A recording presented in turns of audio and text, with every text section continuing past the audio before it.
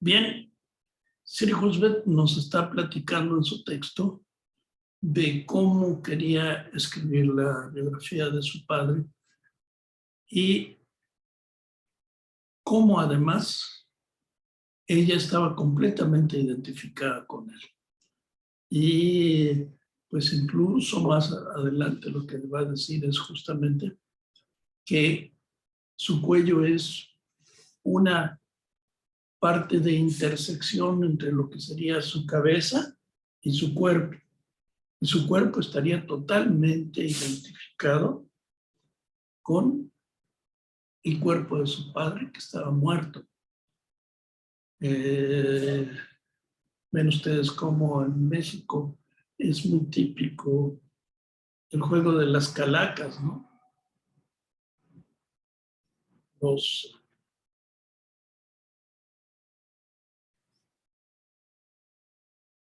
títeres que pues lo que hacen es fingir que están vivos, pero en realidad están muertos. Entonces ella de alguna manera se identificaba con la muerte de su padre.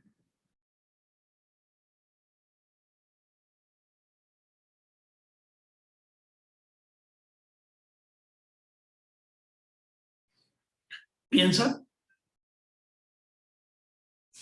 que debe encontrar un analista para acudir a terapia.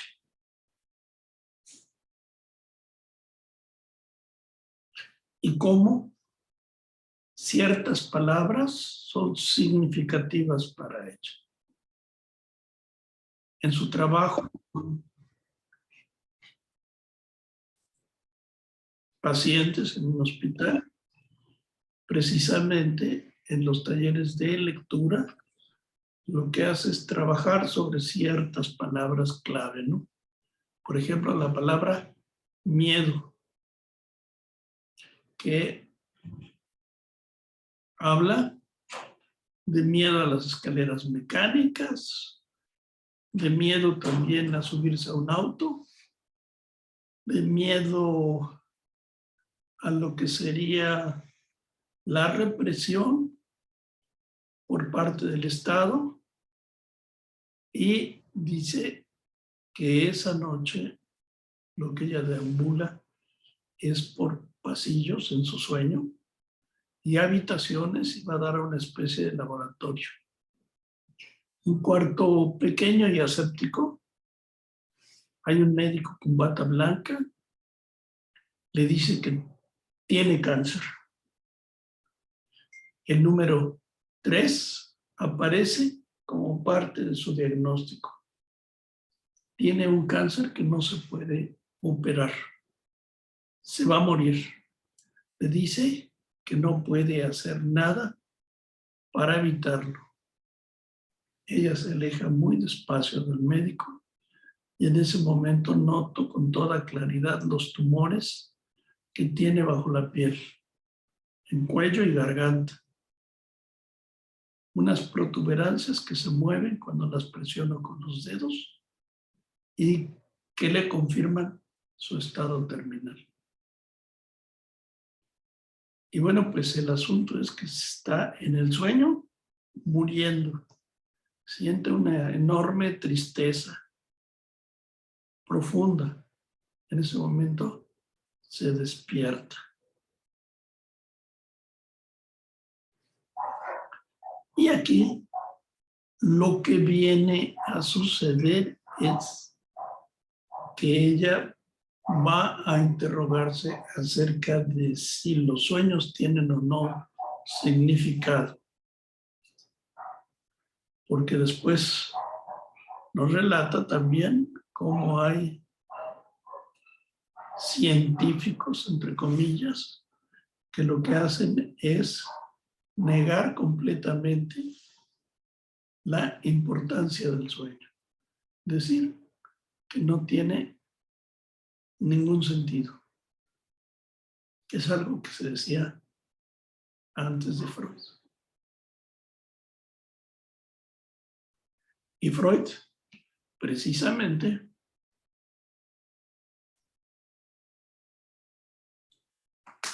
con su texto de 1900, La interpretación de los sueños, lo que nos dice es que el sueño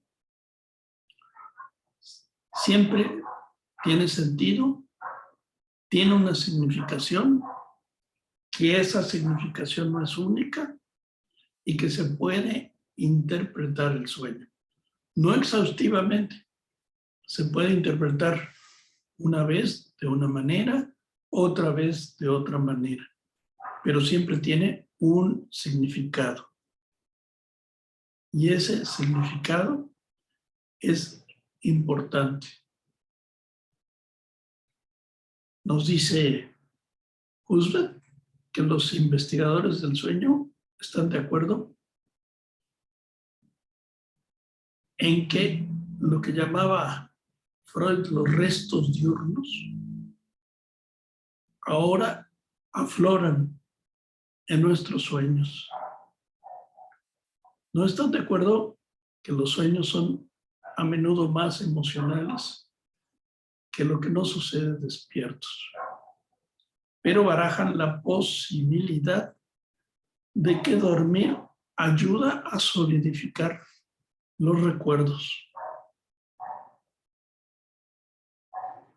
Antes se pensaba que los sueños coincidían con una etapa del sueño que se llamaba la etapa de Mor. O sea, está uno soñando y de pronto están los movimientos oculares rápidos, como si ustedes estuvieran viendo lo que sucede en el sueño.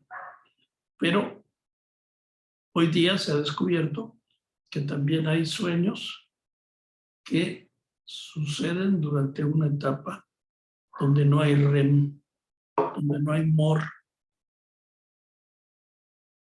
Así pues, es difícil que haya una asociación directa entre la etapa MOR y la etapa del sueño.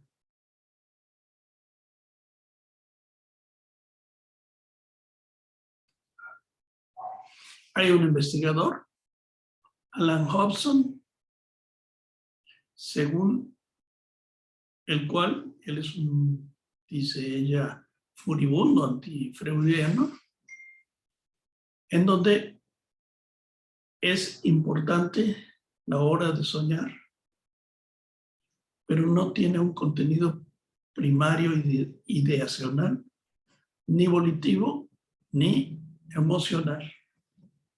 Hobson ha insistido en que el argumento de los sueños no tiene ninguna coherencia, ni implica una conciencia de autorreflexión.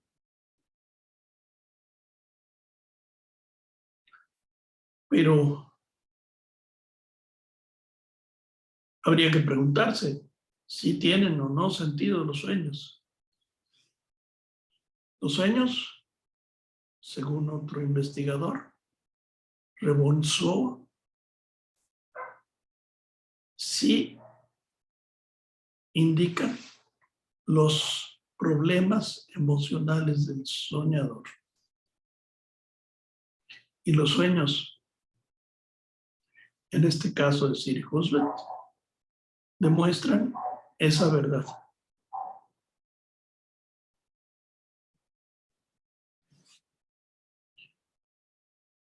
Y bueno, hace algunos años yo escribí un pequeño artículo para un libro que titulé ¿Con un manual se pueden interpretar los sueños? Donde decía yo que bueno, en las librerías, en los pasillos de tiendas departamentales donde hay libros, nunca faltaba un libro que se anunciara como El Diccionario Definitivo de los Sueños o algo semejante. Y si uno curiosea estos libros, uno puede encontrar, por ejemplo, que soñar una serpiente significa un mal augurio, un sueño que anuncia peligros causados por sus enemigos, engaño y desdicha en general. Si la mata en el sueño, superará todos los obstáculos. También otro libro dice, la serpiente se interpreta por un enemigo, un gobierno, un tesoro, una mujer y un hijo. Es un enemigo adinerado y el veneno del sueño se traduce por dinero.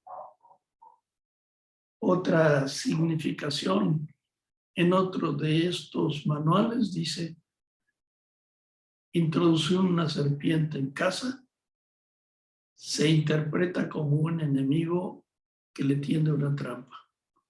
Matar es un triunfo sobre un enemigo.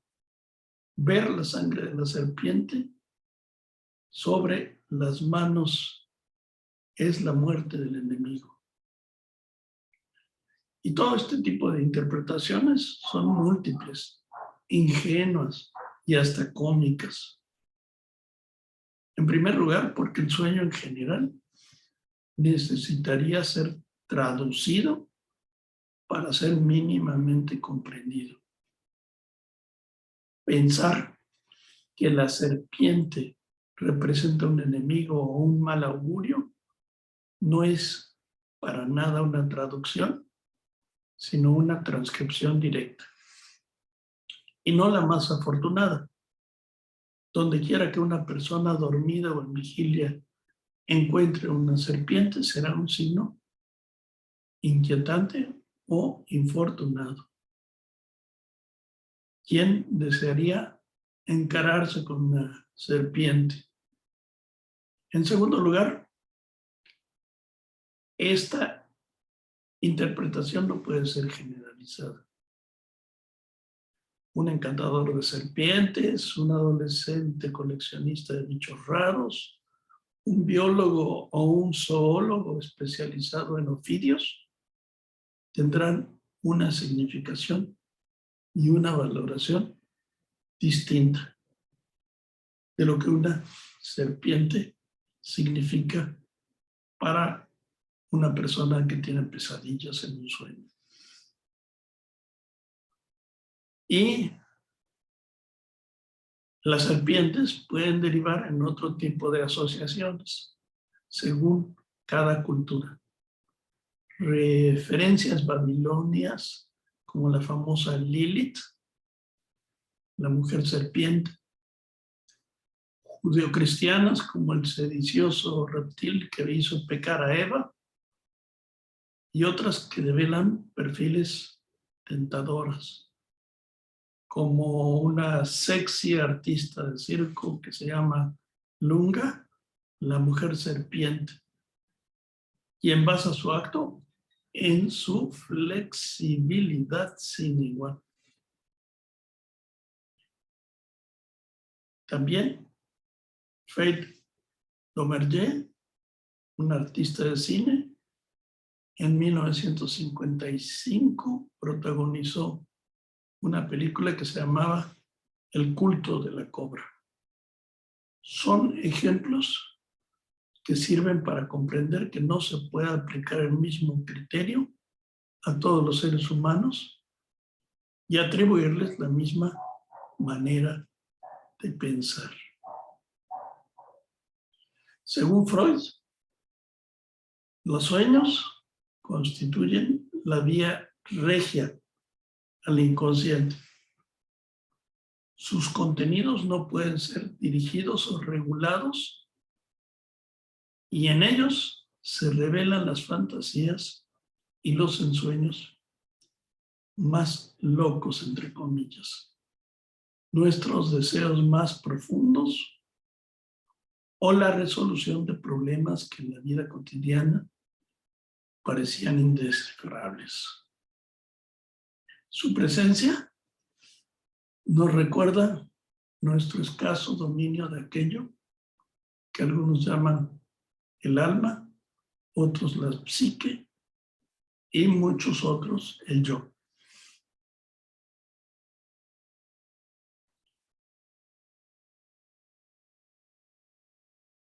Platón decía, hay en todo hombre, aun en aquellos de nosotros que parecemos mesurados, una especie de deseo temible, salvaje y contra ley. Y ello se hace evidente en los sueños. Para este filósofo griego, los sueños son el escenario mágico en el que los deseos se expresan sin freno y sugiere como fundamental que haya una investigación de esos deseos con la finalidad de comprender la naturaleza del alma. El hecho, por otro lado, que recordemos solamente una fracción de nuestros sueños. Muchos de mis pacientes dicen, soñé algo, pero solamente me acuerdo de una parte de lo que soñé. Y entonces, esto podría plantearnos la pregunta, si son tan importantes los sueños, ¿por qué los olvidamos? Si son realizaciones de deseos, ¿por qué se olvidan? ¿Por qué son tan peligrosos que se reprimen? Y en su lugar queda un recuerdo parcial o fragmentos que se presentan desfigurados para hacer difícil su traducción. Entonces, no los recordamos para defendernos de deseos que revelados al desnudo serían perturbadores para nuestra vida normal y consciente. El que no recordemos nuestros sueños, según Freud, es algo que tiene importancia. El olvido, la amnesia y la pérdida de memoria en los sujetos normales tienen la función de deshacernos de aquello incómodo que nos podría perturbar si estuviera presente y sin censura.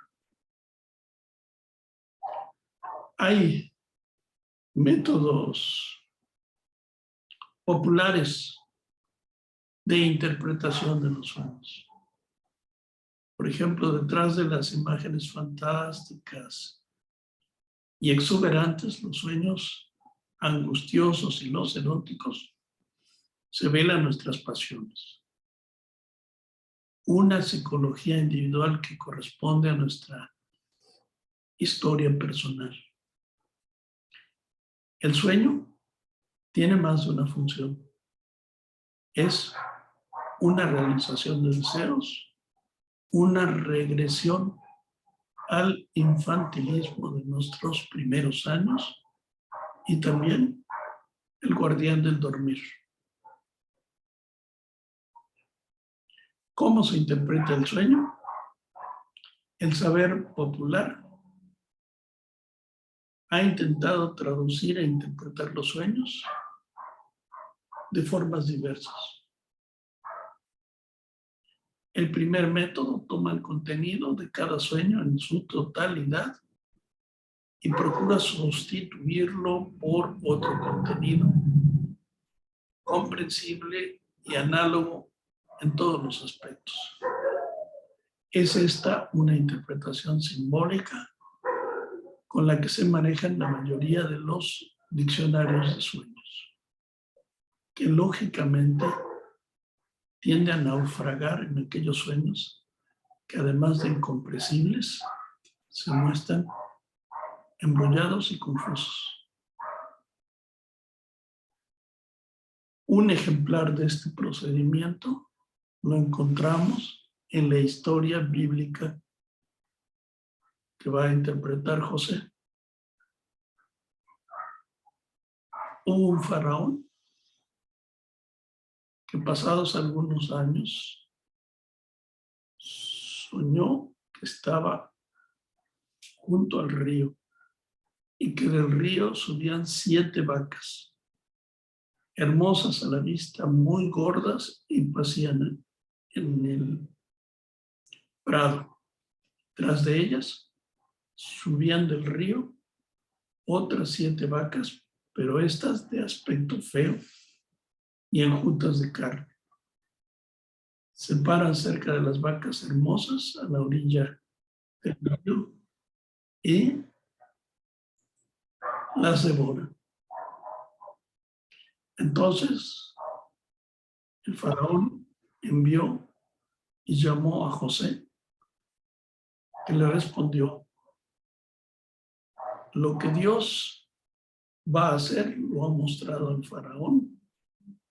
Vienen 7 años de gran abundancia en toda la tierra de Egipto, y tras ellos seguirán 7 años de hambre. Toda la abundancia será olvidada.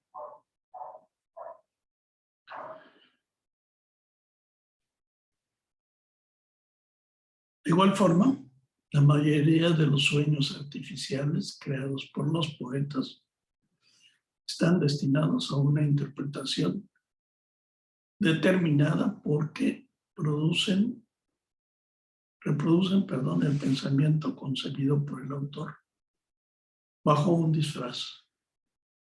Lo onírico y lo correspondiente a los modos de los sueños nos parecen conocidos por experiencia personal. Sin embargo, la interpretación simbólica depende fundamentalmente del ingenio y de la intuición del interpretador. El segundo de los métodos populares para la interpretación del sueño es el método descifrador. Considera el sueño como una especie de escritura secreta, en la que cada signo puede ser reemplazado por una clave prefijada. Si, por ejemplo, hemos soñado con una carta y con un entierro, con esa clave de los sueños que tenemos en la mano, hallaremos que debemos hacer carta por disgusto y entierro por matrimonio. A nuestro arbitrio queda después construir un todo coherente con las significaciones halladas. En el libro La interpretación de los sueños, de Artemidoro de Daldis, que vivió en el siglo II, hallaremos una curiosa variante de este método descifrador, que corrige en cierto modo su carácter de mera traducción mecánica. Tal variante atiende no solo al contenido del sueño, sino a la personalidad y circunstancias del sujeto, de manera que el mismo elemento del sueño tendrá para el rico, el casado o el orador diferente significación que para el pobre, el soltero o el comerciante. Lo esencial de este procedimiento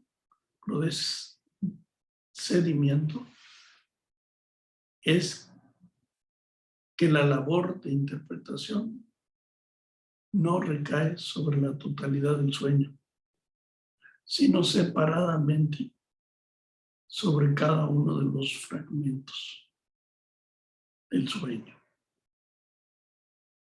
Este autor fue reconocido por ser el creador de un antecedente directo al psicoanálisis.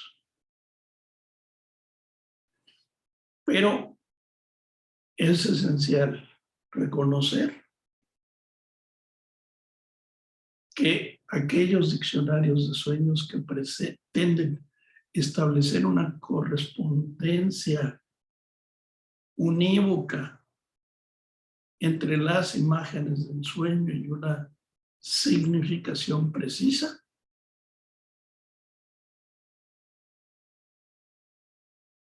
lo que hacen es una traducción errónea. El esquema es demasiado rígido y esas correspondencias a lo único que dan lugar es a malentendidos, a deslizamiento de significados de una imagen o una palabra, como si todos los seres humanos fuéramos iguales y no existieran diferencias entre nosotros. ¿Cómo se le reveló entonces el secreto de los sueños a Freud? En una carta fechada en junio de 1900 que le envía a su amigo Wilhelm Fliess, otorrinolaringólogo alemán, Freud imagina, a propósito de una estadía en un balneario situado en Bellevue, una placa de mármol con la siguiente inscripción: aquí, el 24 de julio de 1895, se le reveló al doctor Sigmund Freud el enigma de los sueños. O bien, en la traducción que hace Erik Erikson de la famosa inscripción: en esta casa, en esa misma fecha, el misterio del sueño se reveló a sí mismo ante el doctor Freud.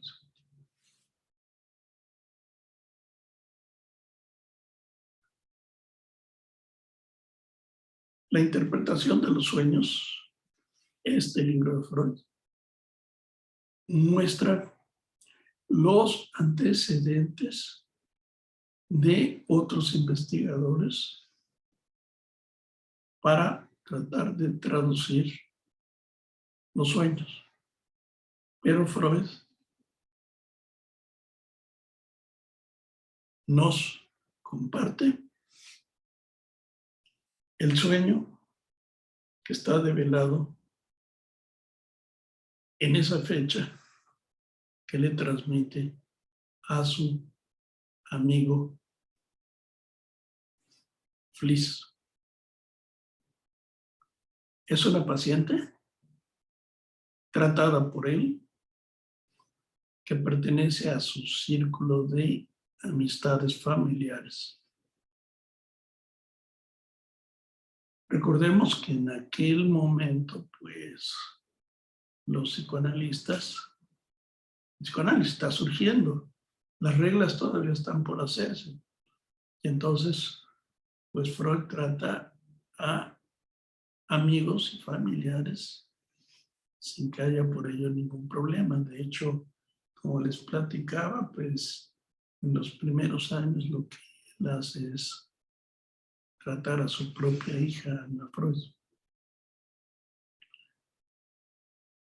Esta mujer, Irma, no solo sufre de una angustia neurótica de la que finalmente queda libre, sino que tiene una serie de síntomas que revelan una enfermedad corporal que hacen que Freud la canalice con su amigo Otto.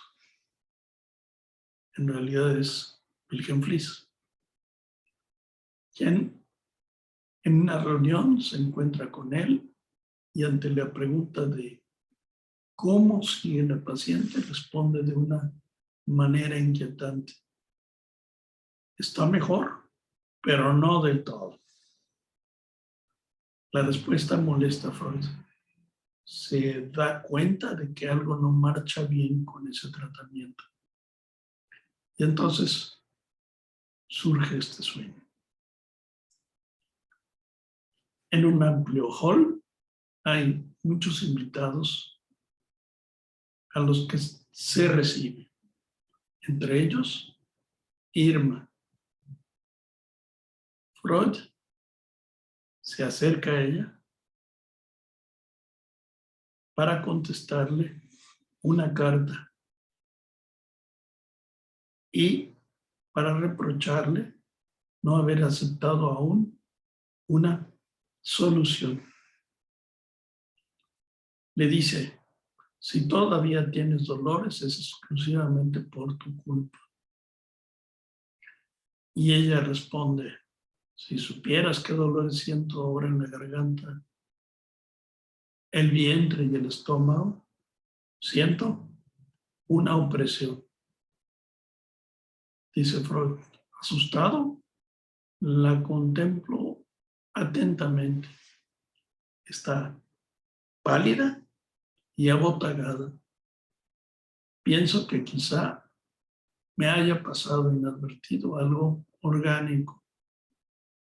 La conduzco a una ventana y me dispongo a reconocerle la garganta. Le dice: abre bien la boca. Y veo a la derecha una gran mancha blanca, en otras partes singulares, escaras grisáceas, cuya forma recuerda los cornetes de la nariz. Apresuradamente llamo al doctor M, que repite y confirma el reconocimiento. El doctor M presenta un aspecto muy diferente al acostumbrado. Está pálido, cojea, se ha afeitado la barba.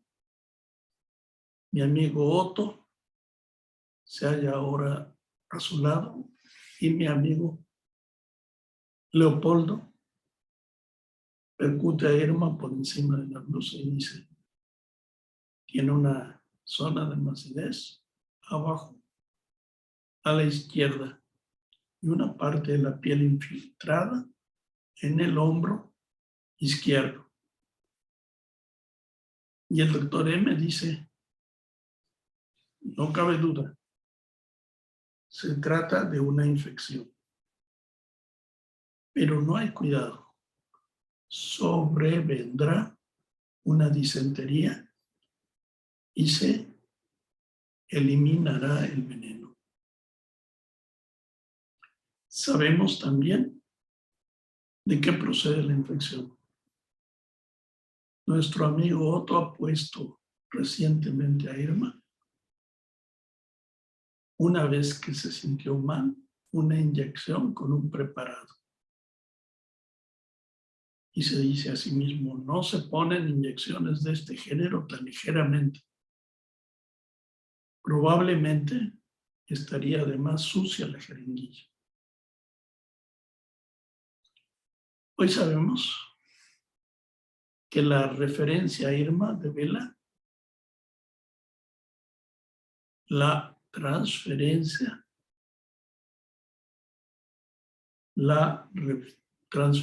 que es la revivificación de los primeros vínculos afectivos, amorosos, hacia los padres. Y en este caso esa transferencia es persistente de Freud hacia Fliss, en la que trata de olvidar la iatrogenia, o sea, el error al intervenir médicamente con ella, cometida por su amigo al dejar en la nariz de la paciente una gasa infectada tras cerrar una herida. Así pues, el valor de un sueño contado en el análisis debe medirse en relación con la transferencia. Es un mensaje cifrado, pero siempre con destinatario. Es un mensaje en el cual Freud va a irse dando poco a poco cuenta de la ineficiencia como médico de su amigo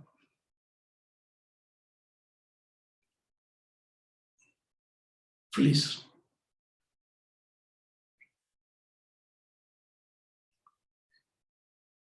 En la historia del psicoanálisis, el lugar del sueño es el de servir de acceso al deseo inconsciente. Enfrentarnos a los sueños es acceder a lo prohibido. Pero también, analizando con cuidado el lugar de la deformación onírica, es acceder al sitio privilegiado donde se juega la resistencia a encontrar el significado del sueño. El sueño se vale de la deformación onírica para que no accedamos al contenido reprimido de los sueños. Así pues, la verdad queda oculta en los sueños. Por medio del sueño de la inyección de Irma, Freud arriba a la célebre formulación del sueño como la realización de un deseo, de un anhelo. En este caso, el deseo es arrojar fuera de sí y de su colega toda culpa por el tratamiento, por el fracaso del tratamiento de Irma. Sería una de las mayores preocupaciones de Freud durante la víspera. El análisis que Freud hace del sueño, siguiendo rigurosamente el método de asociación libre de cada fragmento, lo conduce a la siguiente interpretación. El sentido del sueño sería el de olvidarse lo que le ocurre a Irma, vengándose de paso de Fliess, de Irma, de M, y todos aquellos que podrían reprocharle cualquier cosa en el plano de su conciencia profesional. Además de que expresan que la culpa está en la inyección puesta por Fliess a Irma. El sueño así tiene en lo más superficial el valor de una defensa, de un alegato frente a los que podrían acusarlo de algún tipo de culpa sobre la persistencia de la enfermedad en la paciente. Es un sueño, empero, en el que la responsabilidad moral está en primer plano y en que, en su absurdo, muestra el salto negativo de la confianza injustificada de Freud en su amigo Fliess. Hay una serie de mecanismos que se revelan en el sueño y Freud los expone en la interpretación de los sueños. Condensación y desplazamiento. La condensación lo que hace es que en una imagen o en una palabra, de alguna manera, queden contenidas varias ideas Y el desplazamiento lo que indicará es que justamente en una imagen o en una palabra se haya desplazado la significación de otra idea. Hoy en día, gracias a lo que es el trabajo de Lacan, conocemos a la condensación con términos de la lingüística, la reconocemos. La condensación sería metáfora. Y el desplazamiento lo conocemos como metonimia.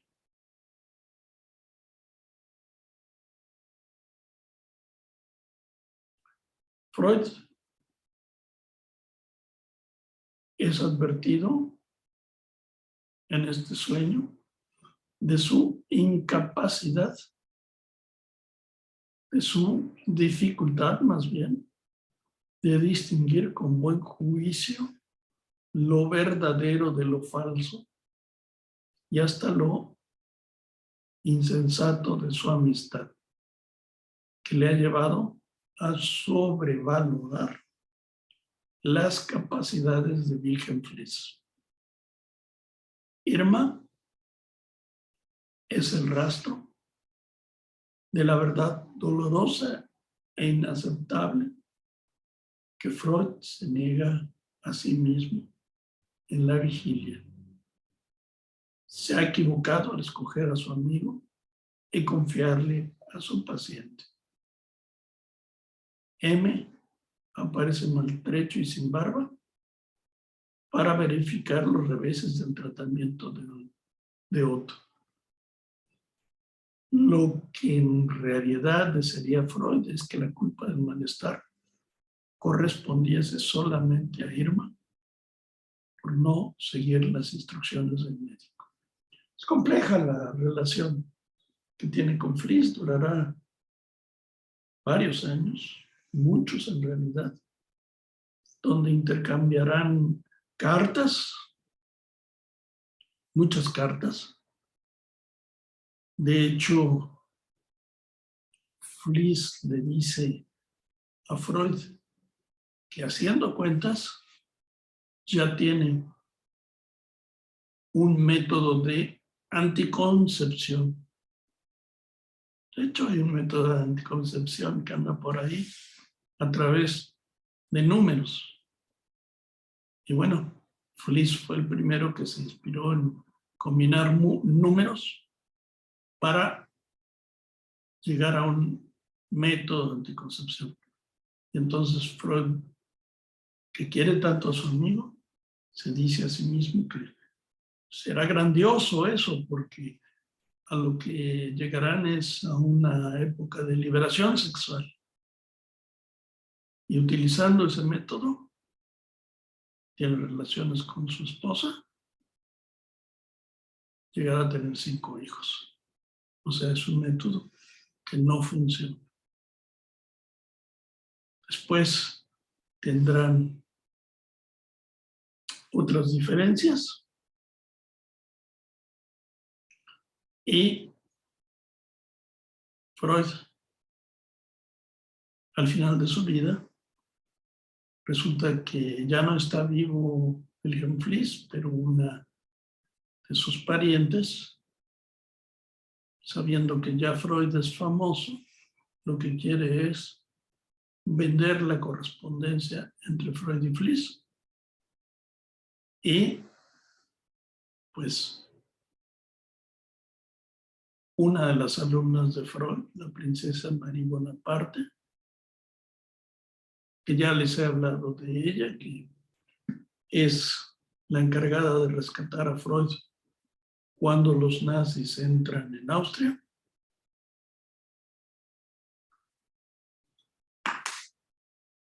Presiente que estas cartas son muy valiosas y lo que hace es comprar esa correspondencia. Freud le pregunta cuánto pagó y le ofrece pagar el doble. Pero María Bonaparte no quiere vender esta correspondencia. De hecho, parte de esta correspondencia, aún hoy, está fuera de circulación.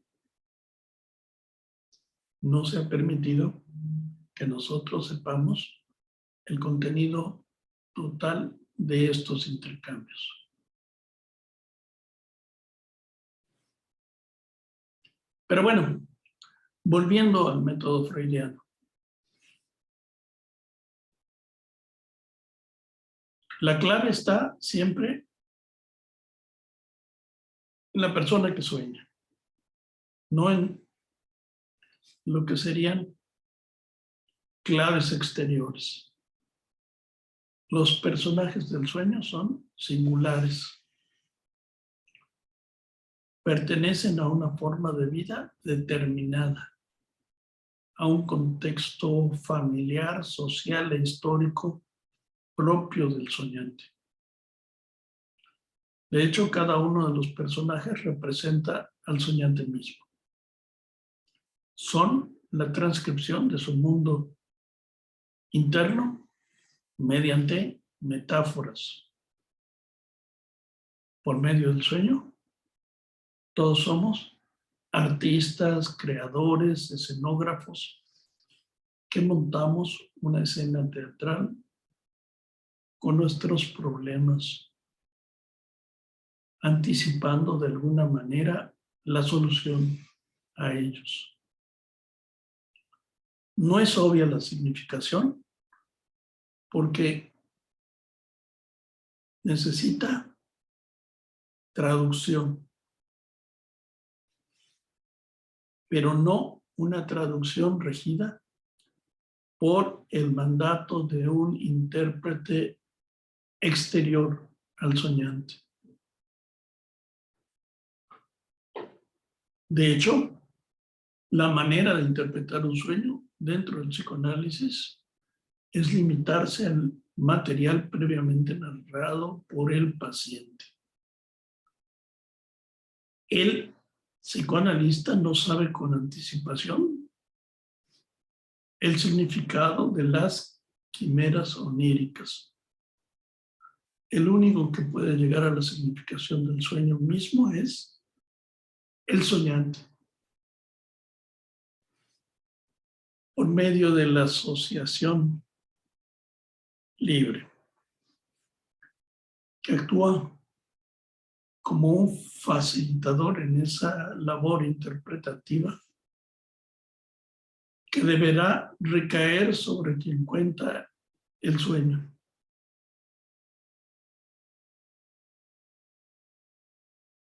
Y bueno, pues cabe preguntarse, ¿por qué es el soñante quien sabe y no sabe que sabe? ¿Cómo es que olvidó el significado de sus sueños? ¿O cómo es que no accedió a él? La respuesta es simple. No lo olvidó. Es un saber que se le ha negado desde el principio. La realidad nos impone un mundo displacentero, inhóspito, que no coincide con nuestros deseos. Además de las limitaciones que impone la vida social. Vivir significa renunciar a nuestros deseos,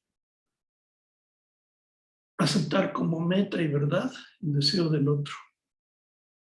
Cada sueño nos muestra la realización de nuestros deseos y nos hemos convertido en animales domesticados. No reconocemos nuestros propios deseos. Así que la única manera que tenemos de realizarlos es por medio de una forma simbólica. La única en que medianamente aceptamos los contenidos que reprimimos de manera habitual.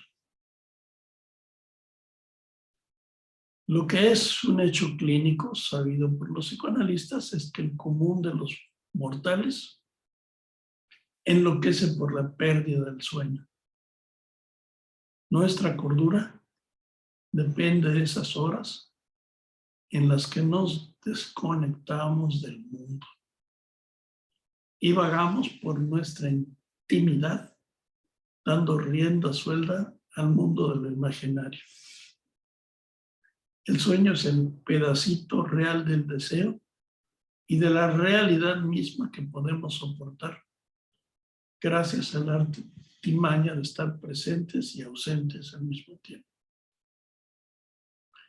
En las crisis psicóticas, algunos enfermos han cambiado el sueño por episodios delirantes llenos de sufrimiento, fantasías, irritabilidad y angustia. Casi podría establecerse una relación definible como menos sueño, más delirio y viceversa. Podemos afirmar que el aumento de las horas de dormir y la privación del sueño es un síntoma de mejoría de aquellos pacientes que han atravesado por una crisis emocional. Freud también se refiere al poder diagnóstico de los sueños y nos habla de la posibilidad de que puedan percibirse modificaciones orgánicas, enfermedades enciernas durante el sueño que no son observadas en el nivel consciente y que aparecerían señalizadas en los sueños, previniendo al soñante de futuros problemas de salud.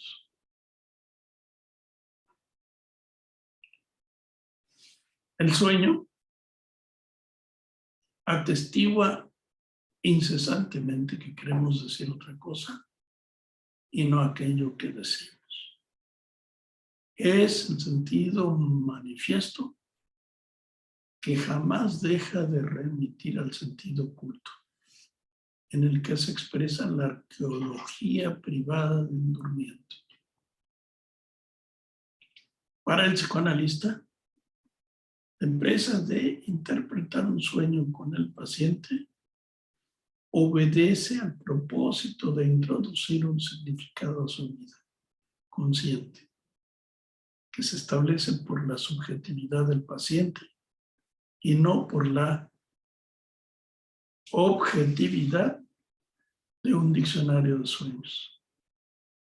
Tampoco vale la comparación de los procesos simbólicos entre el soñante y los mitos diversos en diferentes culturas.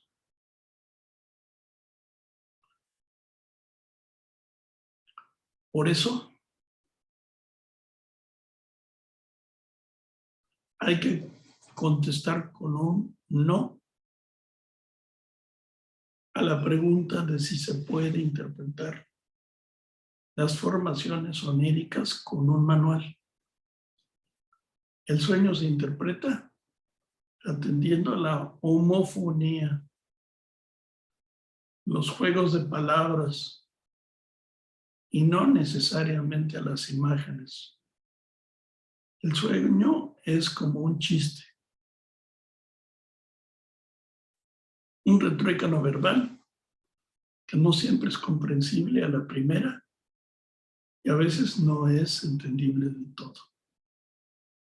La base que sostiene al sueño y sus imágenes está en el lenguaje, que siempre es complejo y ambiguo. La tela misma de la que está hecha la materia humana, incluidos sus sueños.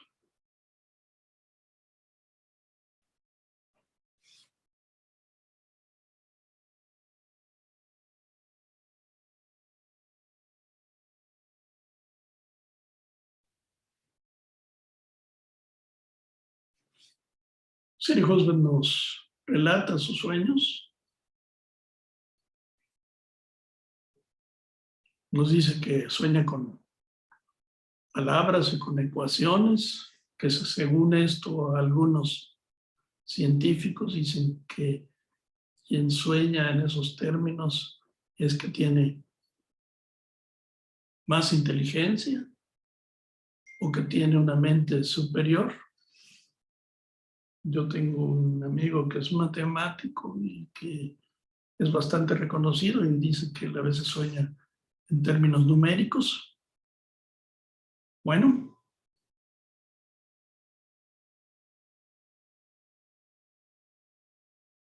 Husband sueña, por ejemplo, una vez a dos hermanos gemelos.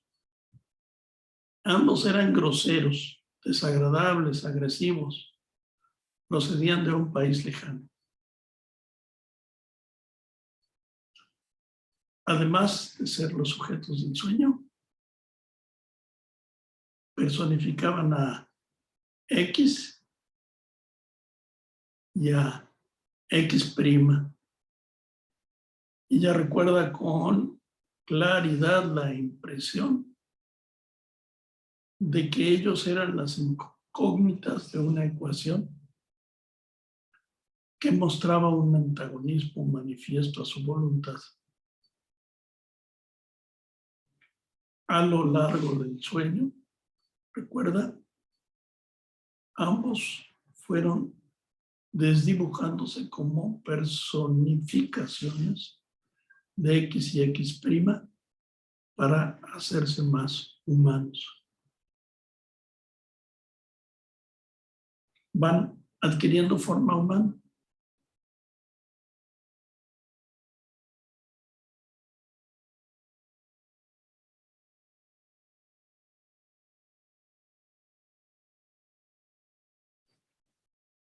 Los sueños,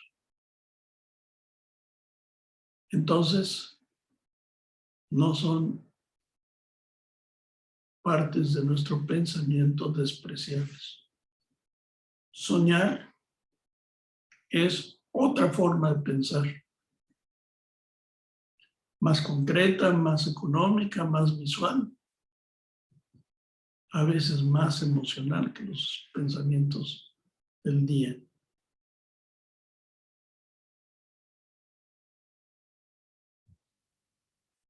Los sueños no son solamente residuos mentales.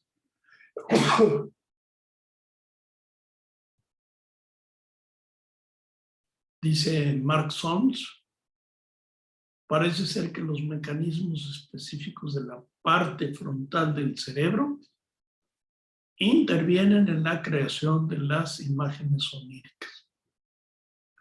Y esas imágenes oníricas se construyen activamente mediante complejos procesos cognitivos.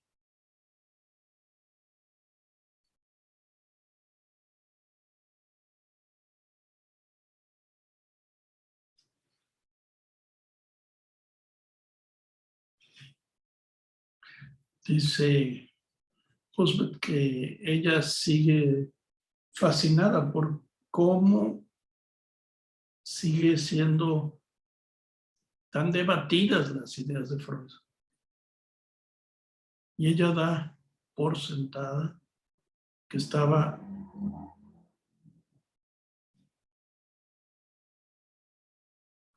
en lo correcto en gran parte de su teoría.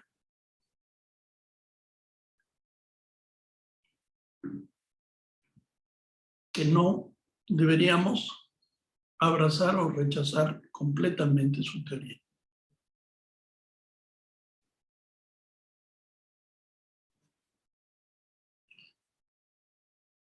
El sueño que nos ha relatado,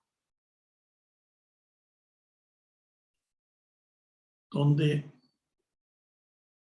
aparecen su relación con la muerte, el cáncer, ¿verdad? No gira tanto en torno a su muerte, sino alrededor de la relación con otra muerte. Una muerte que parece llevar a sus espaldas día y noche. Es la muerte de su padre. Nos dice que los sueños son relatos creados por y por el que sueña. Cada soñador tiene sus propios nudos que desatar y puertas que abrir.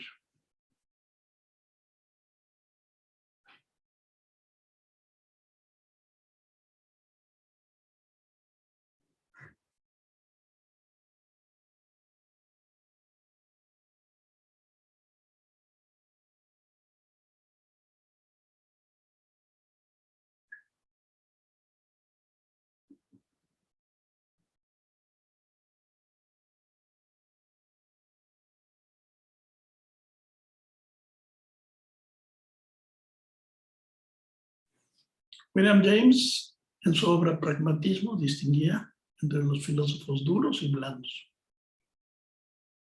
Y argumentaba por qué estaban enfrentados. El duro, según él, piensa que el blando es un sentimental al que le patinan las neuronas. El blando piensa que el duro carece de refinamiento, que es insensible y brutal. James era un pluralista que situaba el pragmatismo entre ambas posturas. A pesar de lo endeble de la distinción, esto nos recuerda que todavía subsiste una división entre esas dos formas de pensar.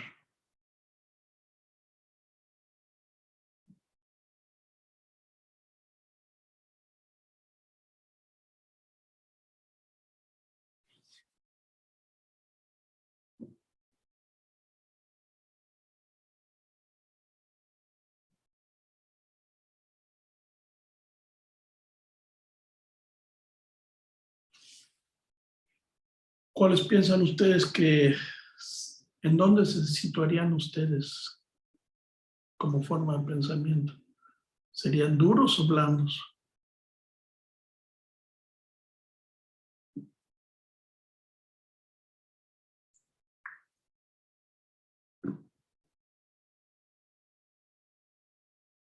¿Y por qué?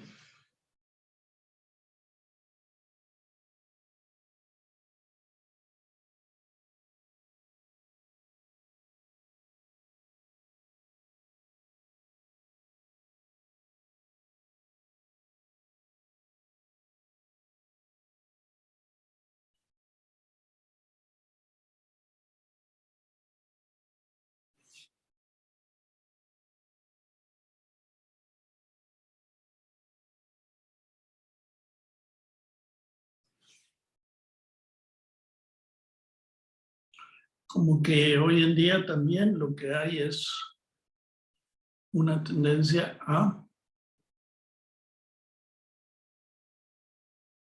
poner en la cúspide del pensamiento lo que se llama objetividad. Pero esa objetividad nunca puede alcanzarse del todo. Y justamente todo el pensamiento posmoderno a partir de Nietzsche, pues lo que habla es de subjetividad.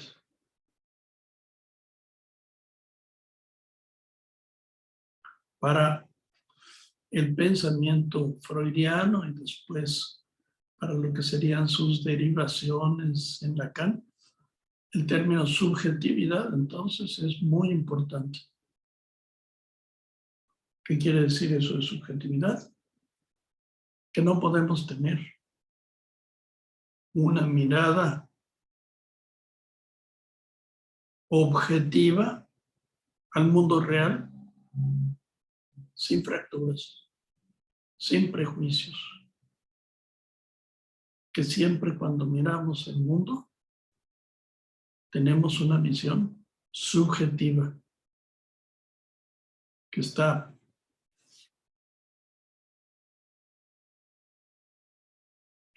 basada en nuestros prejuicios.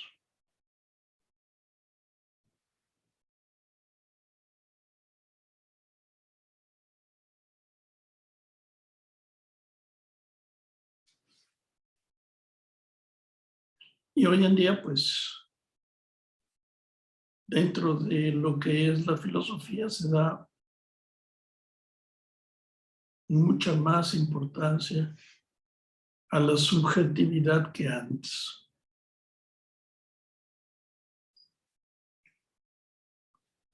Precisamente a partir de Schopenhauer, de Husserl, de Freud, de Merleau-Ponty, lo que se habla es justamente de la importancia de la subjetividad.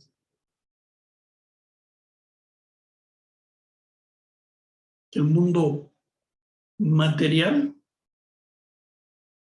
es un mundo que percibimos subjetivamente. Incluso se habla de que la información no es posible que sea objetiva.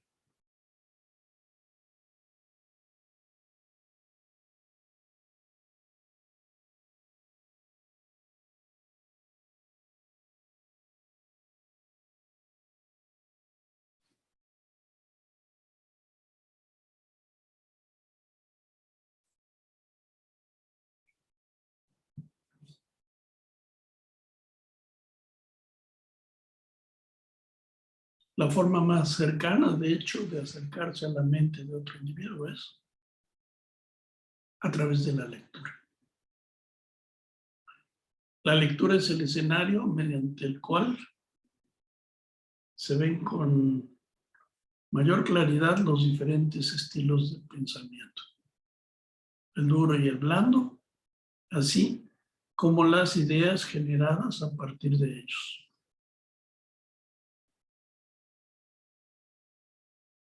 Leer es una forma de vivir dentro de las palabras de otra persona. Su voz se vuelve mi narrador interno y me hace razonar a través de sus palabras.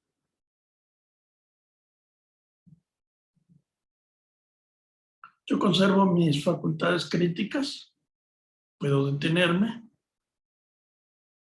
puedo decirme para mis adentros si tiene razón en eso o no, se ha olvidado de aquello otro, o tal personaje es un completo cliché, pero cuanto más convincente es la voz del narrador, más pierdo la mía.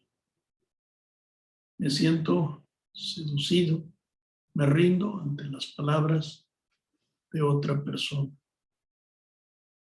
Incluso, dice Husserl, le suelen atraer los puntos de vista diferentes a los míos. Cuanto más ajena es la voz, cuanto más inhóspita y difícil, se encuentra dividida y ocupando dos cabezas al mismo tiempo. Uno de los placeres de la lectura es el de superar toda resistencia. Algunos textos son de una dificultad que los hace imposibles de leer. De repente brilla una luz en mitad de un párrafo oscuro y produce una gran felicidad. Y hoy en día, la educación se opone más a la lectura. Se les regalan a los chicos a partir de los 8, de los 10 años, teléfonos celulares, que lo que hacen es privilegiar su relación con las imágenes y con los juegos que con el texto. Incluso la relación de comunicación que hoy en día es privilegiada es el WhatsApp, ¿no? Y nadie hace una crítica al WhatsApp. Pero resulta que el WhatsApp nos hace tener una distancia con la persona a la que nos dirigimos. Uno puede pensar, voy a decir esto. Y es muy diferente a llamar por teléfono, por ejemplo. Cuando llama uno por teléfono, el tono de voz dice algo. El tono de voz nos transmite afecto, enojo.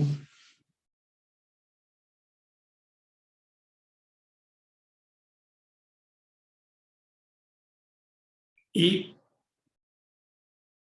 se privilegia el WhatsApp sobre lo que es la llamada telefónica.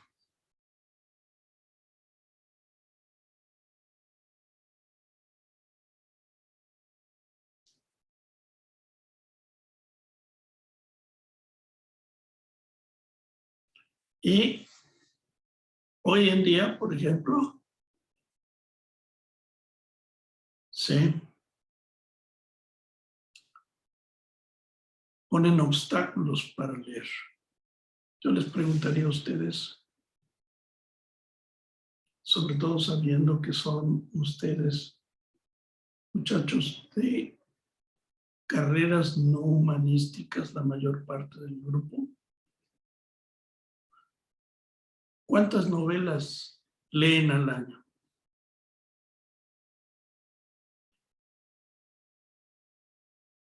Me pueden responder con toda sinceridad y creo que pues la respuesta sería tal vez una o tal vez ninguna.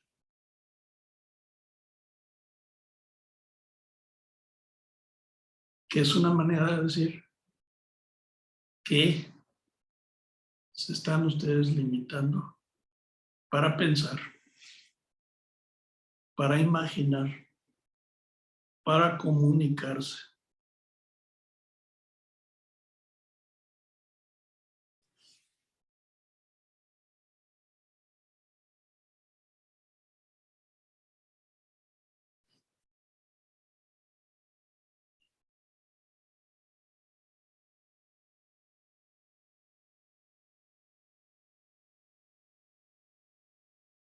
Freud publica El yo y el ello, donde modifica sus esquemas anteriores de la mente. En él abandona sus primeras categorías, que serían consciente, inconsciente y preconsciente, para un nuevo enfoque basado en divisiones de la mente.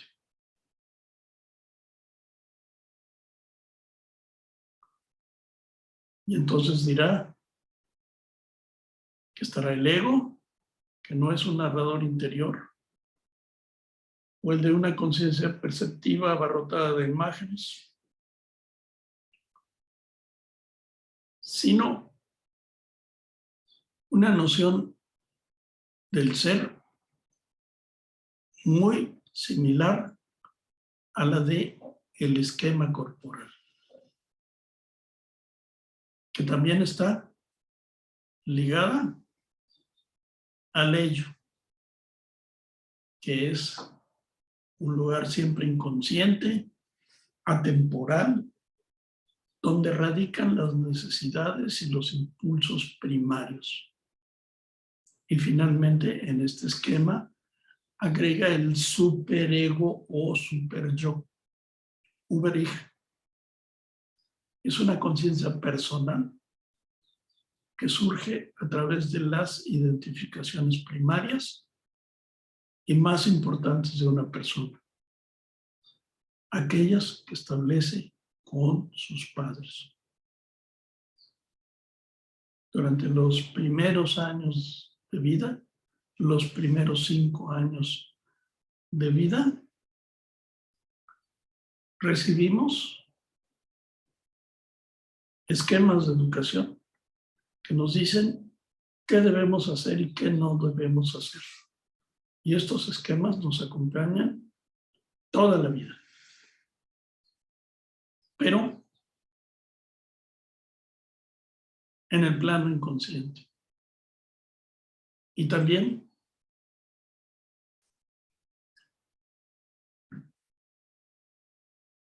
estos esquemas de qué debemos hacer o cómo debemos ser, lo que dan lugar es a una serie de enfermedades neuróticas, como por ejemplo, ¿cómo debo ser? Debo ser un fracasado. ¿Por qué? Porque tal vez mis padres, mi padre o mi madre me decían, es que no sirves para nada. Y ese no sirves para nada se queda en mi cabeza clavado como una orden que yo debo de seguir. Y eso es terrible porque de alguna manera lo que hace es que una y otra vez frente a los obstáculos de la vida cotidiana, yo fracase.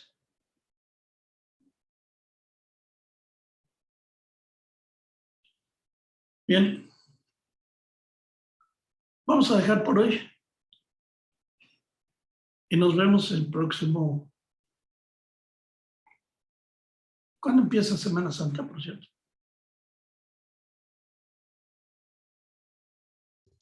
Creo que es la próxima semana.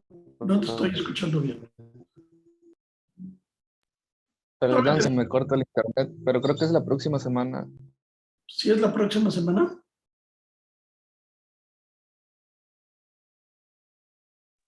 Creo que sí, no tengo el calendario a la mano, la verdad, profe, disculpe. Bueno, nos comunicamos por el WhatsApp, porque yo el miércoles no puedo estar con ustedes porque tengo un compromiso académico. ¿De acuerdo? Sí, profe. De acuerdo, profe. Vale, vayan leyendo el texto que les envía sobre Darian Lieder, que es la locura. Les va a gustar. Sí, profe, está muy interesante. Yo lo comencé a leer. Qué bueno.